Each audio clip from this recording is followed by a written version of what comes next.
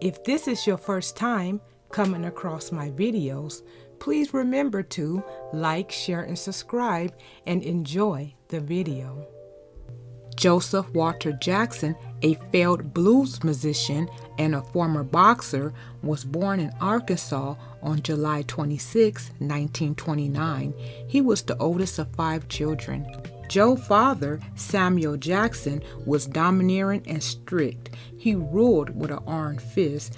Joe recalls his childhood being lonely, and he only had 2 friends.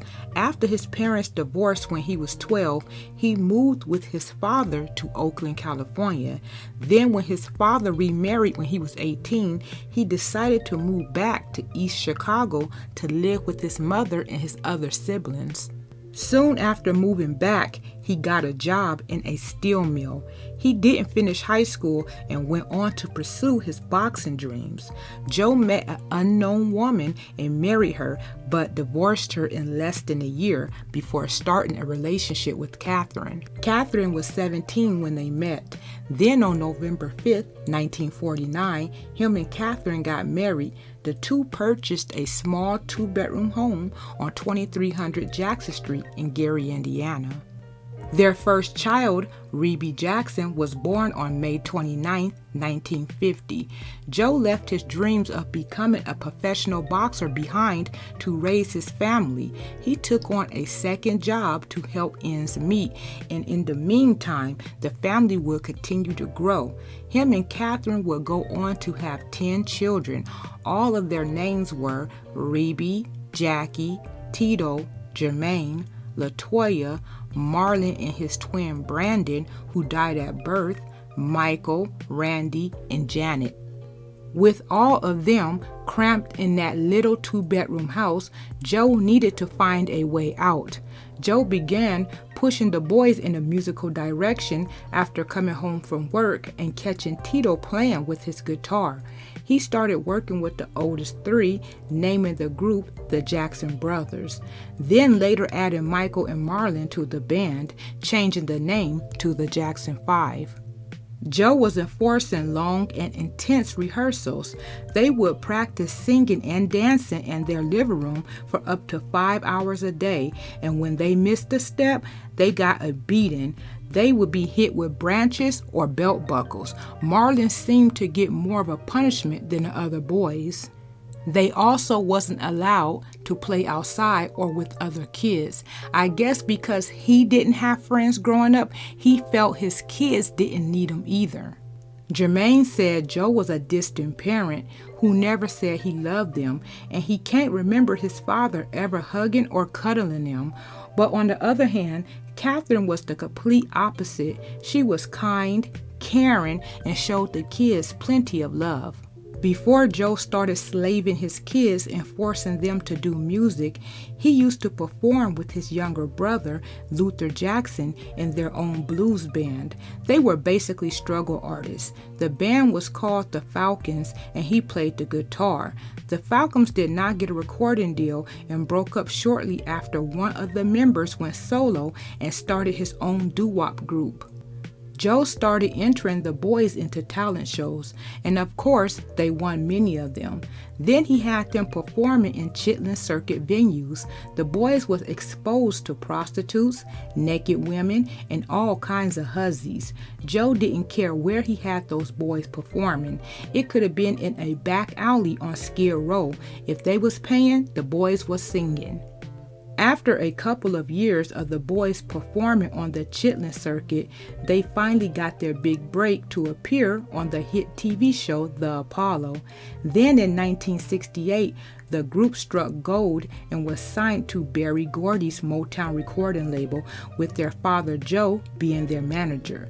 The boys became overnight teen sensations and superstars. They produced multiple hits like I Want You Back and I'll Be There. But being signed to Motown didn't stop Joe from being overbearing and strict. It was the same thing, different place. They couldn't go outside to enjoy their success. They had to rehearse and go to school, and the boys spent most of their time on the road or in the studio. Gossip says after the show, it was groupies that would hang out backstage waiting to get a glimpse of the boys, and some want to get more than just a glimpse. Word on these streets is that a lot of those groupies had to sleep with Joe first in order to get to his sons. They said Joe liked them young. Joe was living his best life through those boys on the road, being a rock star with glitz, glamour, and girls, while Catherine stayed home and took care of the house and kids. At least when they did go home, Catherine took them to the Kingdom Hall and they had a good home-cooked meal. Catherine and the younger Jacksons didn't see much of them because they was always on the road. Joe had a deep envy and jealousy towards Berry Gordy. He hated his sons and Berry's relationship. The boys looked at Berry like a father, and Berry treated them as such. Word is, Berry knew Joe was hating on him in those boys' relationships. So when he saw Joe, he put some extra sauce on it. Joe could not stand him, and Berry loved to get up under his skin and make him jealous. And to add insult to injury, Jermaine married Hazel Gordy, Berry Gordy's daughter. Joe didn't want any of his children to get married or be in a relationship. He didn't care how old they were. And he used to constantly tease them, especially Michael. Joe and Jermaine Greasy Head Sales had it out for Michael. They used to talk about his nose, calling him Big Nose, but we all know Joe and Greasy Head Jermaine would have given their right arm to be Michael. Eventually, the boys started to break away from Joe one by one. Joe decided to leave Motown and take the Jackson 5 with him, but Jermaine stayed. Joe told him if you stay at Motown, they will keep you in a bubble, and that's what exactly happened to Jermaine. They kept him in the bubble, and his career went nowhere fast. Joe took the 4 boys and added the sisters and Randy to the act. Joe was one of the executive producers over the family show. The show was called the Jackson Variety Show. He assigned Michael to be the lead. Michael would later go on to say he hated that show and it was dumb. The Jackson brothers would eventually fire Joe as their manager. Michael would go on to work with the legendary Quincy Jones and star in the movie The Wiz. Once Joe lost his grip on the boys, he formed an all-girl group featuring his 3 daughters, Rebe, Janet, and LaToya. That flopped and didn't go anywhere. He also managed LaToya and Janet's early careers. Janet's first album, Managed Under Joe, flopped, and all of LaToya's albums, Managed Under Joe and Without Joe, went triple wood. LaToya would later go on to say that her albums flopped because Joe put her with inexperienced producers. Yeah, that, and she couldn't sing to save her life. Janet would later fire Joe and begin working with Jimmy Jam and Terry Lewis, where she skyrocketed into superstardom. By the time the 80s came, Michael had become the world's biggest superstar musically with the smash album Thriller. Michael was glad to be free of his brothers and Joe, but Joe had other things to manage, like his side chicks. By this time, Joe had been unfaithful to Catherine for some years. He had a couple of groupies that he had got serious with, one named Cheryl. Word on these streets is Cheryl was sleeping with the boys first. Joe continued a 25-year relationship with her, producing a child from this affair. Her name was Giovanni. Her siblings never accepted her. She would later write about this in her book in 2018 called A Bastard Child. She said each and every last one of her siblings can kiss her ass. He also had another affair with his secretary, and when Catherine found out, her, Janet, and Randy went over there and put the paws on her. Catherine kicked in the door while Janet and Randy held her down, and then Catherine proceeded to two-piece her. Everyone thinks these Jacksons is just soft-spoken and delicate people, which they are, but don't get it twisted. They are about that life, especially Janet and Randy. Word on these streets is that Janet and Randy are known for going upside people's heads, and everybody know Janet got hands. Joe paid his side chick off so she wouldn't sue and press charges on his wife and kids. LaToya would later marry one of Joe's shady business partners named Nick Gordon. After Nick realized LaToya had no talent and Joe convincing people not to work with them, he was pissed. He went over to confront Joe and Joe gave him a vicious beatdown. After that vicious beatdown, Nick realized he couldn't make any more money off of LaToya. And the money from the Playboy centerfold dried up. He convinced LaToya to write a tell-all book about her family. And in this book, LaToya accused her father of some pretty horrific things. She said Joe assaulted her and Rebe as young girls. She said Joe would get out of bed with their mother, Catherine, and into bed with them. And she said she can hear her mother say, "No, Joe, not tonight. Let them rest. Leave them alone." She would later recant her story, admitting to lying and hating on Joe and her siblings for clout. Michael would do a few interviews talking about how Joe abused them and stole their childhood away.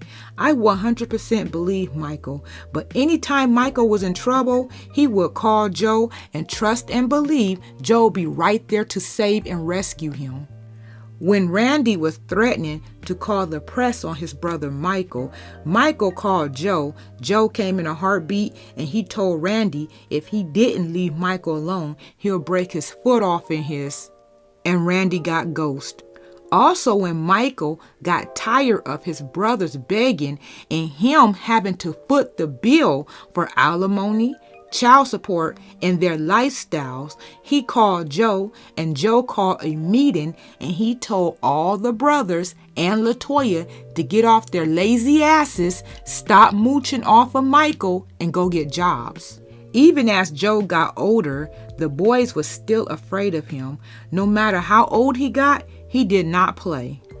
Despite all the physical and mental pain Joe inflicted on Michael, gossip says Michael was Joe and Catherine's favorite, and Janet was everyone's favorite because she was the baby.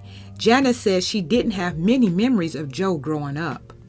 Janet was born a few years before the gang became famous, so growing up, Joe was always gone and on the road, so little Janet didn't see much of him. In his later years, he moved to Vegas in a condo that Janet had purchased for him for $500,000. He also stuck by Michael's side during that trial and even appeared on LaToya's reality show on the OWN network. Joe was also inducted in the Arkansas Black Hall of Fame in 2011. He accepted his Lifetime Achievement Award. Also in 2015, he appeared at the BET Awards with his daughter Janet as she accepted the Ultimate Icon Award. On July 27, 2015, he was rushed to a hospital after a stroke and heart attack while celebrating his 87th birthday in Brazil.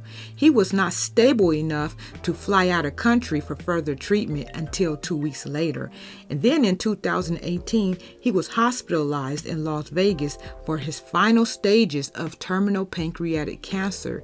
He died only 5 days after being placed in their hospice. Even though Catherine and Joe had been separated for years, they never divorced because of Catherine's strong religious beliefs. He was survived by his wife and their 8 kids, and also his other daughter, Giovanni. Thank you for taking the time out your day to watch my videos, and remember to like, share, and subscribe for more content like this. Until next time.